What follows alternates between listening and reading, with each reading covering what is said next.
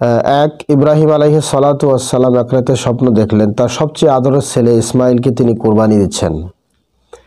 তো নবীদের স্বপ্ন তো আর সাধারণ স্বপ্নের মতো না। তিনি বুঝতে পারলেন আল্লাহ সত্যি ইসমাইলকে কুরবানি দিতে বলছেন। ছেলেকে বিষয়টা জানালে সে বলল, বাবা, আল্লাহ আপনাকে যে আদেশ দিয়েছেন আপনি তা পালন করুন, আমাকে ধৈর্যশীল পাবেন ইনশাআল্লাহ। তো মাক্কি যুগে কাফিরদের অত্যাচার দিন দিন যখন বেড়েই চলছে, এত কষ্ট সইতে না পেরে বহু মুসলিম বাধ্য হয়ে দেশ ছেড়েছেন। এই সূরার মাধ্যমে আল্লাহ কাফিরদেরকে সতর্ক করেছেন। তবে সবচেয়ে বড় মেসেজটা এসেছে মুমিনদের জন্য। শেষ হাসিটা যে মুমিনরাই হাসবে সেটি আল্লাহ তাআলা স্পষ্ট করে দিয়েছেন। আর এজন্য মুমিনদের উচিত ধৈর্য ধরা। মুমিনকে সে রক্ত থেকে এসেছে, মুমিনরা সেই রক্ত থেকে এসেছে যাদের পিতা আল্লাহর এক ইশারাতেই নিজ ছেলের গলায় ছুরি চালাতে সংকোচ করেননি।